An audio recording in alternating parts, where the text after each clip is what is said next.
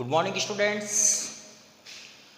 अभी तक हमने इससे पहले वाली क्लास में विद्युत विभव के बारे में हमने पढ़ा था।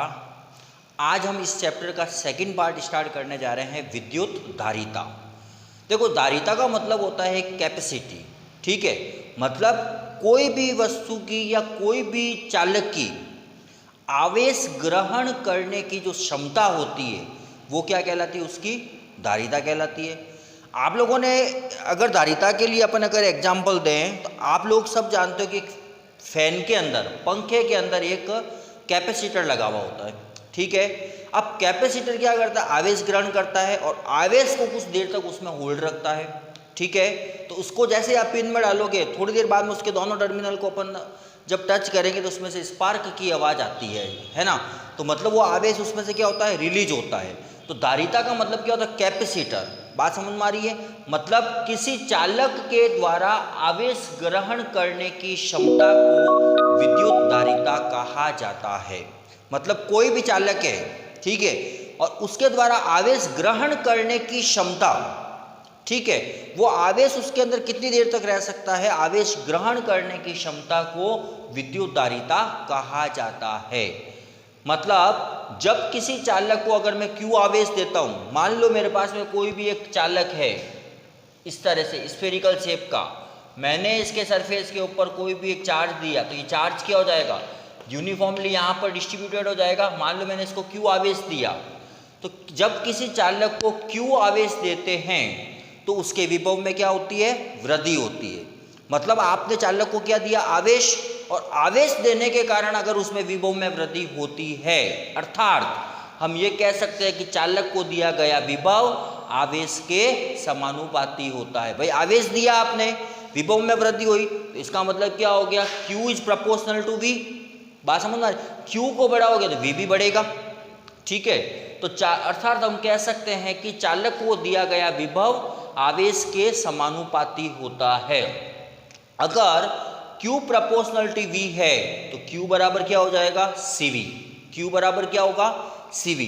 जहां पर C जो है वो क्या कहलाएगा, धारिता नियतांक कहलाता है। C एक क्या कहलाता है, नियतांक कहलाता है, और उसको हम क्या बोलते हैं, धारिता कहा जाता है। इसको क्या बोलते हैं, धारिता। और धारिता का मतलब होता है कैपेसिटर, ठीक है, कैपेसिटी।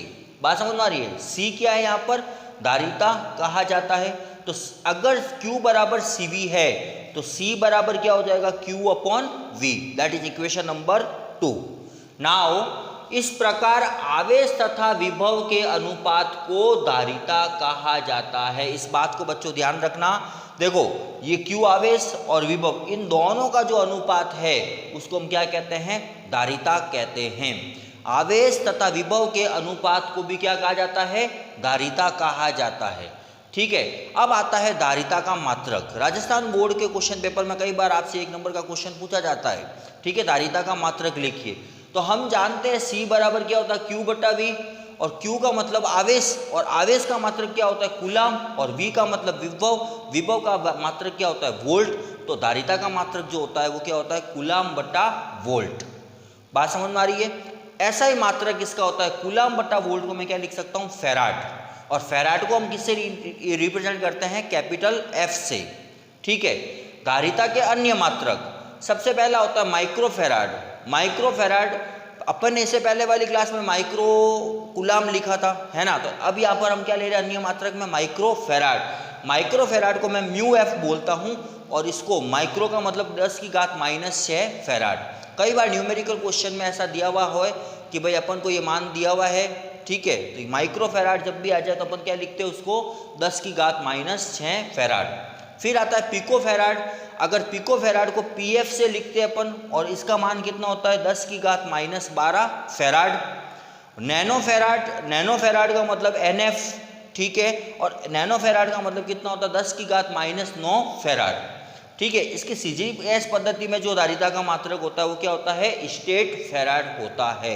ये भी कई बार राजस्थान बोर्ड के एग्जाम में आपसे पूछा जाता है कि CGS पद्धति में धारिता का मात्रक लिखिए, ठीक है। अब आता है धारिता की विमा।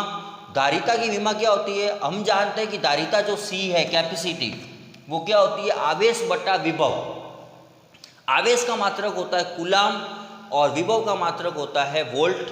अब देखो कूलाम की जो विमा होती है वो क्या होती है, A1 T1 होती है, और वोल्ट की होती है M1 L2 T-3 A-1। इससे पहले वाले चैप्टर में हमने इसको डिराइव किया था, ठीक है, विभव की परिभाषा से।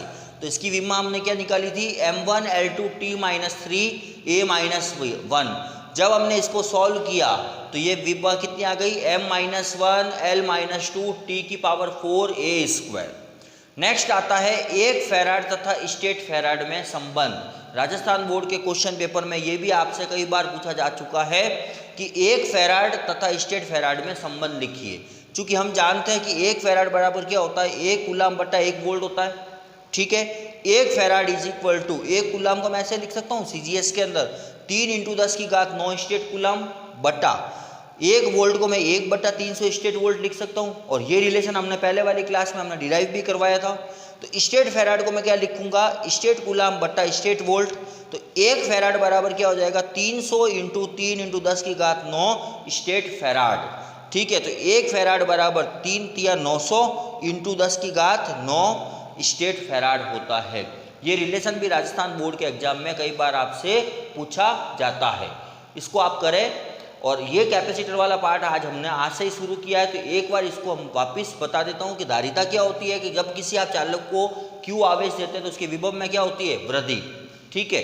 तो उसको हम क्या बोलते हैं, विभव Q इज प्रोपोर्शनलिटी क्या होता है, Q इज प्रोपोर्शनलिटी V।